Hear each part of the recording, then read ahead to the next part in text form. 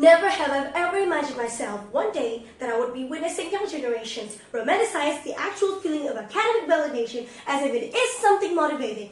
You might actually think it is right, but it is not. Good afternoon, good night, or good morning to all the honorable judges of BIMAWA, Muhammadiyah University of Sumatera Utara. I am ORLIN JANEETA, and to all of my greatest friends. I'm from senior high school number 17, Palembang.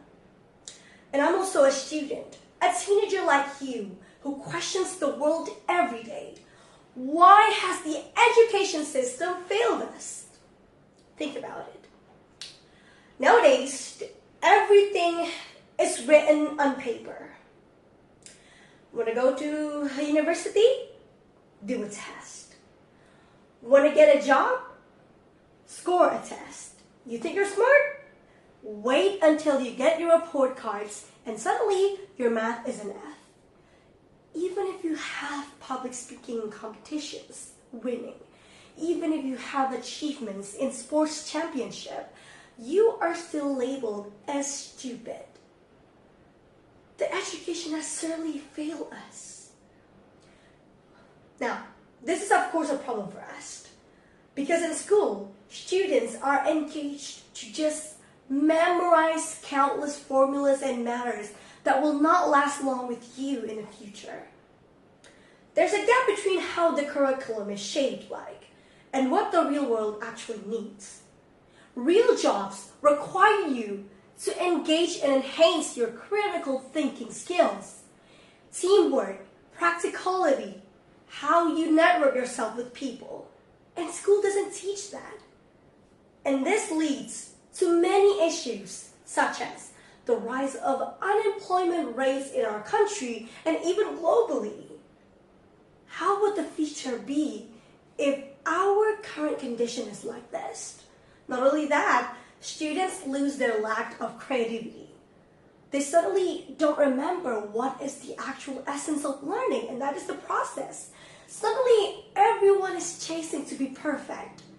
Everyone is trying to be the best in scores, in grades, in maths, and all the things that you can chase in schools.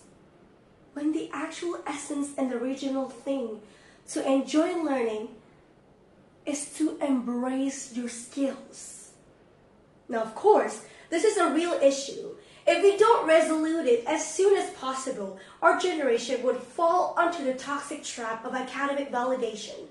And it's not something great to preserve. Of course, with our vision to become the golden generation, of course we need to overcome this problem. What can I do? I'm not the minister. It's not like I can do everything. I'm not an adult. You think it's just responsibility for the old? You are the voices of youth. You are the agent of change. So you need to participate in this issue to resolve the issue. What can you do? Of course, you cannot change the whole system overnight because it's already broken from the inner part. But it needs time, and that time can be filled by your spirit. Yes, you. Yes, you. Not anyone else, not your parents, not your mother. You. How can you do it? Engage yourself in activities that enhance your non-academic skills. You like public speaking?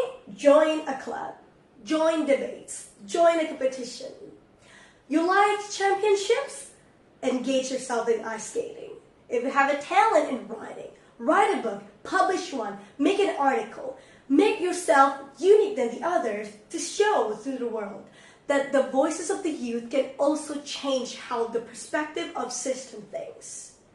Because life is just too short to become someone so immersed in excelling academics and barely just memorizing formulas. It goes beyond that, and that is to become an agent of change. To become someone that is so sure of the future is what our country needs. The world has many smart people on papers, but not many can surpass on morality and uniqueness, authentic. Now, with this, when we collide of voices of youth we can create a global future shaped with brighter and future minds. Futuristic future means young generations are engaged in discussions and democratically speaking, instead of just memorizing yourself and drowning yourself in the expectations of teachers and academic validation. Hereby speaking, I am ORLIN JANEETA, an agent of voice saying the youth just like you. Save the youth, save the earth.